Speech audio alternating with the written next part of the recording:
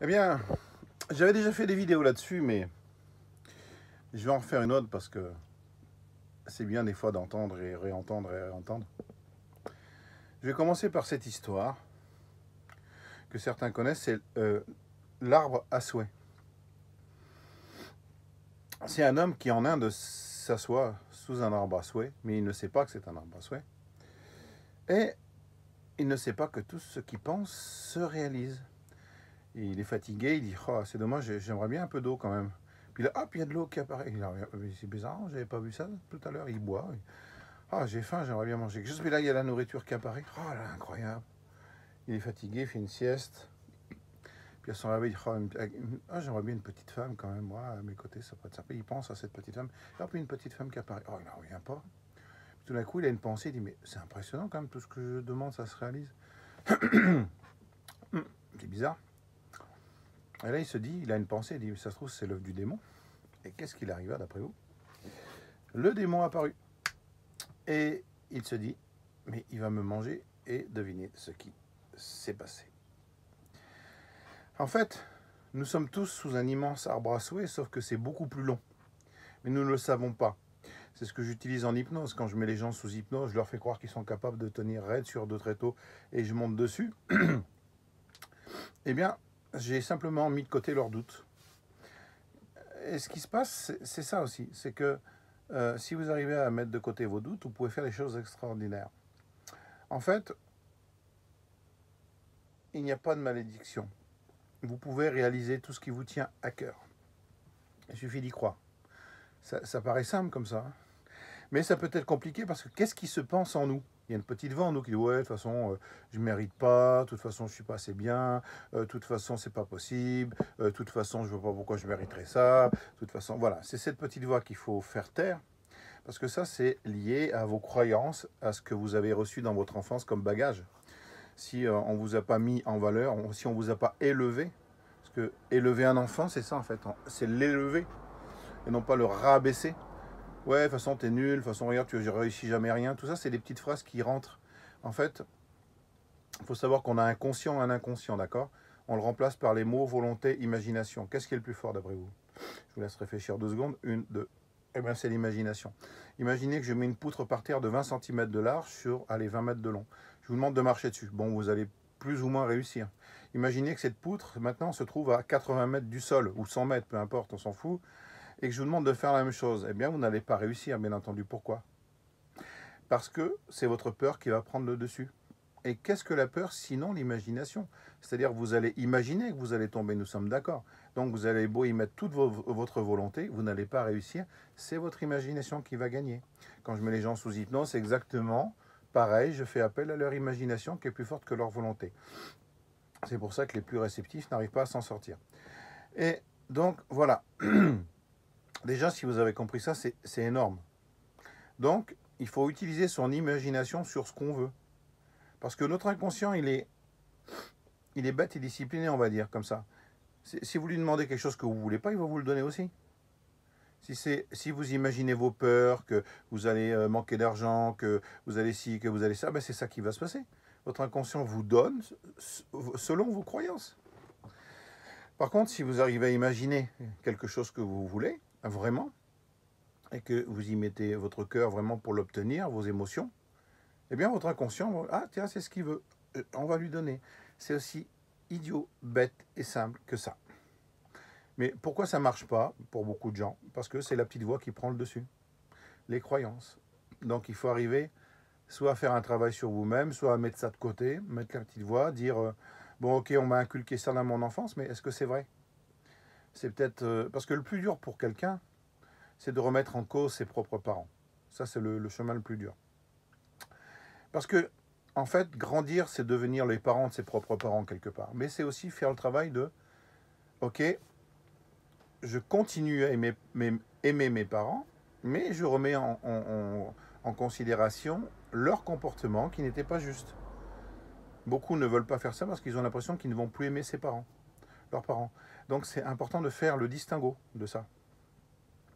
Ok, ah oui, là ce qui m'a inculqué, c'était parce que dans leur vie, ils ont vécu la guerre, donc ils ont eu des restrictions. Ils me l'ont inculqué à moi, mais c'est pas juste. Vous savez, c'est l'histoire de la dame qui met un rôti dans le four, qui dit, sa fille dit, mais pourquoi tu coupes les deux bouts du rôti? Bah, parce que maman, elle faisait comme ça. Donc la petite, elle va voir la grand-mère, elle lui pose une question, elle lui dit, parce que ma maman et moi, elle faisait ça. Et comme l'arrière-grand-mère était là, elle n'est pas encore morte, 95 ans, il pose la même question. Parce qu'à l'époque, j'avais un four qui était trop petit.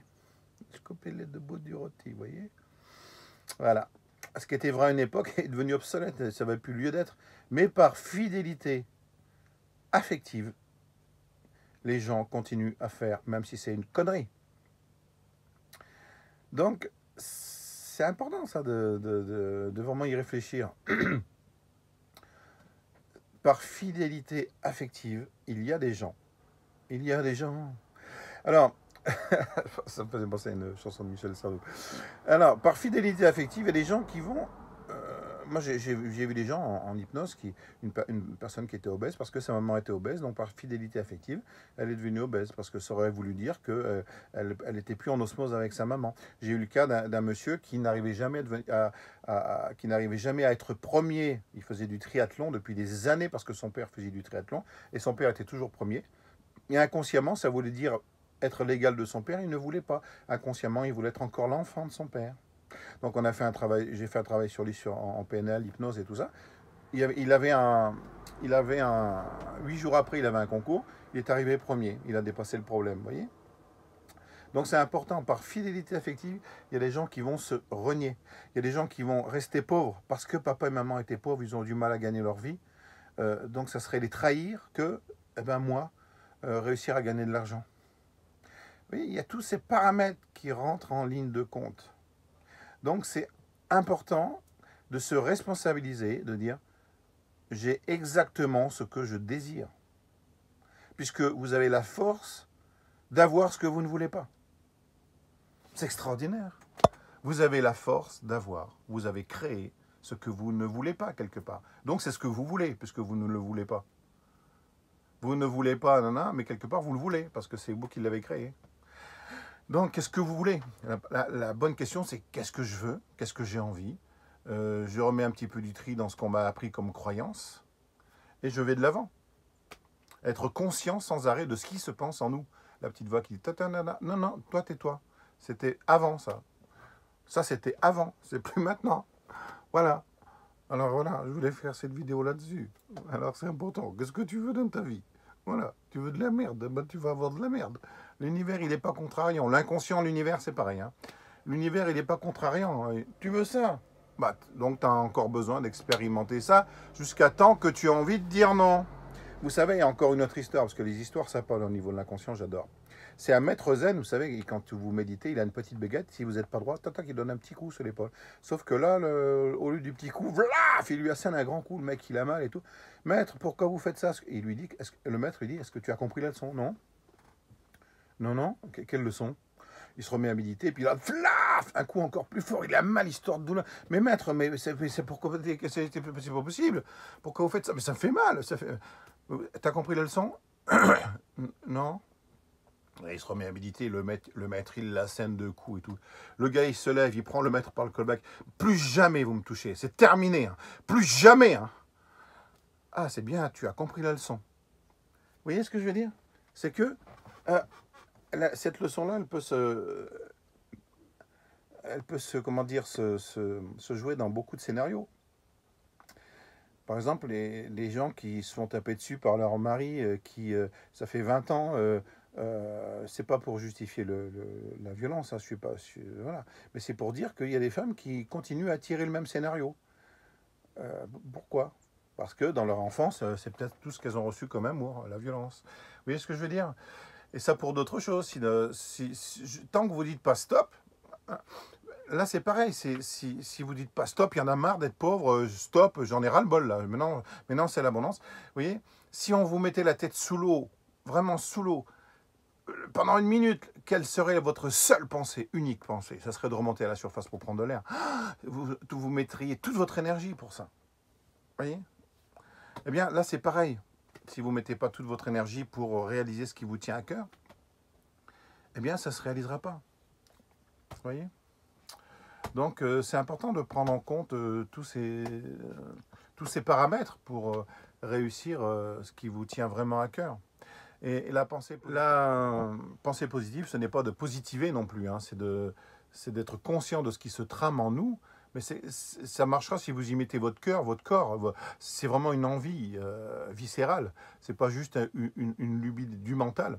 Allez, je veux une Ferrari, machin. Non, non, ça va pas fonctionner. Il faut vraiment que c'est quelque chose qui vous tient à cœur. Voilà. Et ça c'est hyper important. Non, je voulais faire ce petit récapitulatif là sur la pensée positive, parce qu'il y a beaucoup, ils sont dans le positivisme, ils ne sont pas dans l'objectivité, dans la réalité de la vie en fait. Et ça, il faut bien faire la différence aussi. J'ai vu des gens qui disent non, non, mais de toute façon, il faut être positif, il faut, bah oui, non, mais là, regarde, il faut être positif, il y a quelqu'un qui est en train de mourir là, ouais, mais il faut être positif, non, il faut aller l'aider là, tu vois ce que je veux dire? Qu'est-ce qu'il y a à faire dans cette situation, quoi? Donc la positivité, voilà, il faut bien faire la différence entre la positivité et le positivisme, là, qui pour moi est négatif en fait. Donc voilà. Donc je vous souhaite de réussir tout ce qui vous tient à cœur. J'ai oublié un truc également, c'est pareil pour les maladies. Les maladies, si vous êtes dans la peur, vous affaiblissez votre système immunitaire. Donc vous êtes susceptible d'attraper cette maladie. Vous voyez? Donc c'est important d'y penser. Moi personnellement, je me suis guéri de choses par mon esprit. J'ai décidé que non, je n'allais pas prendre de médicaments, que j'allais guérir tout seul, et c'est ce qui s'est passé. Vous voyez? Donc qu'est-ce que je choisis? Si vous choisissez la peur, eh bien, ça va apporter de l'eau à votre moulin, effectivement. Vous allez trouver plein de correspondances qui puissent vous permettre de dire « Ah bah, j'ai raison quand même d'avoir peur, regarde ». Voilà, vous allez trouver des choses qui vont apporter de l'eau à votre moulin. Voilà, c'est parce que c'est ce que vous créez. Donc, est-ce que si vous choisissez de dire bah « Non, maintenant, je respire librement, je vais de mieux en mieux, je me sens bien, l'énergie de vie circule à travers moi, je me sens de mieux en mieux », eh bien, c'est ce qui va se passer si vous imaginez ça, si vous y croyez. Qu'est-ce que vous croyez, quoi? Ce qui compte, c'est vos croyances. Je parle de foi, mais pas la foi religieuse. C'est la foi en le fait que la vie, que du point de vue de la vie, ça va fonctionner. Personnellement, j'ai été fakir, je me faisais rouler dessus sur des voitures, par des camions. Pas lourd, hein, des 3,5 tonnes, des Renault Master. Mais si vous allez voir ma chaîne YouTube, Johnny Mal, vous tapez playlist, fakir, et vous verrez, il y a la vidéo de ce que je vous raconte. C'est parce que j'ai mis les doutes de côté, j'ai mis ma foi en action, ça va fonctionner, ça va marcher, et ça a marché, c'était la première fois que je le faisais. Donc voilà, on peut faire des choses extraordinaires si on le désire. Donc qu'est-ce que vous voulez? Là, vous avez un menu de restaurant, alors je veux ci, je veux ça, je veux ça. Qu'est-ce que vous voulez? Qu'est-ce que vous voulez? À vous de savoir.